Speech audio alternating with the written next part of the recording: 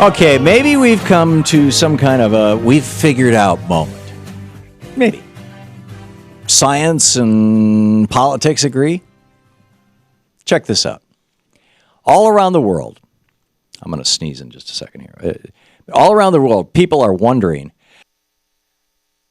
excuse me, out loud, people are wondering out loud, why does America have a gun problem when Canada and Europe don't? I mean, Canadians and Europeans, they watch the same violent movies. Many Canadians and Swiss even have easier access to guns than most Americans. You live in a big American city in New York. I mean, strong gun controls, Washington, D.C. It's much harder to get access to a gun than, in Switzerland. You remember the militia. You've got to have a gun. But only America seems to have so many men buying guns, hoarding guns, and discharging guns. Could it be that we have a psychology problem here? Or could it be that it's more than that? What would Freud say about all of this? The famous psychiatrist may well have found interesting a line of research performed and published repeatedly over the past decade that shows that chemicals like bisphenol A are widespread in the American food supply, but generally not as widespread or are even banned in Canada and Europe. As Nature magazine noted in an article titled, U.S. Opts Not to Ban BPA in Canned Foods, these are quotes from the article, BPA mimics the hormone estrogen even in low doses. Estrogen, of course, is the hormone that makes girls into girls and women into women. And what happens to men when they take estrogen? Their penises get smaller. As Yahoo News reported, a study in Canada found that estrogen-mimicking chemicals definitely can affect penis size. The article, headlined, Bisphenol A May Cause Smaller Penises, notes, and I quote, peer-reviewed science, good article, this new research regarding bisphenol A influencing smaller genitals and penises in male humans may be a sizable problem for men already worried about the size of their nether regions, end quote. The article's author, Penny Richards, further notes that scientists in Canada studied penis sizes and BPA exposure levels in thousands of children and found a clear relationship between BPA exposure and smaller penises. She wrote, quote, this news relating to small penis size and BPA comes on the heels of past tests. The scientific community has long known that rodents dosed with chemicals such as BPA have given birth to feminized male babies.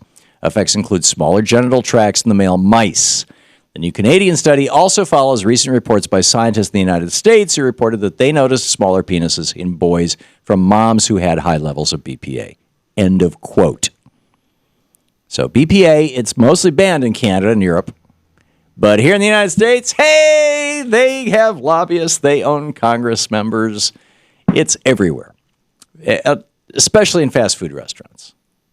Pretty much, all those sauces, all that, that secret sauce and that ketchup and all that, pretty much anything liquid that came into a fast food restaurant came in a can that was probably lined with BPH or a giant box, including, the house wine. It comes in a giant box, is lined with a plastic bag that's made with BPA. And Americans, especially gun-loving Americans, seem to have a strong affection for fast food.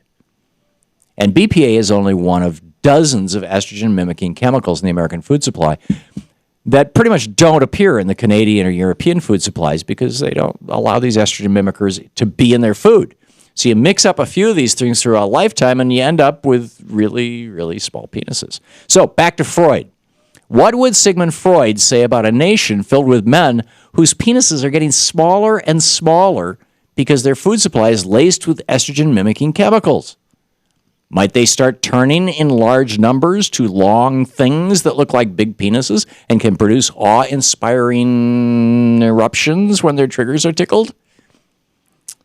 Well, the idea of such a problem was never really presented to Sigmund Freud because such chemicals didn't exist back in his day, or if they did, we didn't know about them. But his widely known penis envy theory, you can extrapolate that. Any modern psychotherapist, I don't think it's malpractice for me to put my psychotherapist hat on and say, yeah, I think we can conclude that Freud would probably be on board with the idea that men who worry about the size and functionality of their equipment might find ways to compensate, like by buying, using, and displaying, and fetishizing, frankly, long, thin things that can have something come out of the end, like cigars and guns. Freud, of course, famously said sometimes a good cigar is just a good cigar. He actually, he's kind of misquoted in that. He actually said a pipe is just a pipe, but meaning is the same.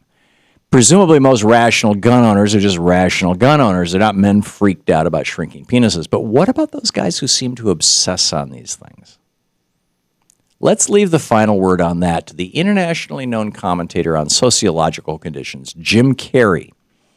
In a recent video for Funny or Die, he sings near the end that, and here's the words, I'm going to play it for you in just a second, but it's pretty fast. He says, "As near as I can figure, you're a big, big man with a little bitty gland, so you need something bigger with a hair-thin trigger. Here he is." Cold at hand, cold at hand, cold at hand. You're a big, big man with a little bitty gland, so you need something bigger with a hairpin trigger. You don't want to get caught with your trousers down when the psycho killer comes around. So you make your home like a thunderdome, and you're always packing everywhere you... Makes sense to me. So, anyhow, I just something to arouse the people who are concerned about guns. I just couldn't pass it up. Jim Carrey produced this incredibly funny video, and in it he plays Charlton Heston, and asserts that Charlton Heston did not get into heaven because he, wouldn't let go of his gun, and apparently heaven's a gun-free zone, and there are people reacting to it as if Charlton Heston was a saint, and this was blasphemy. So I thought I would riff on it a little bit.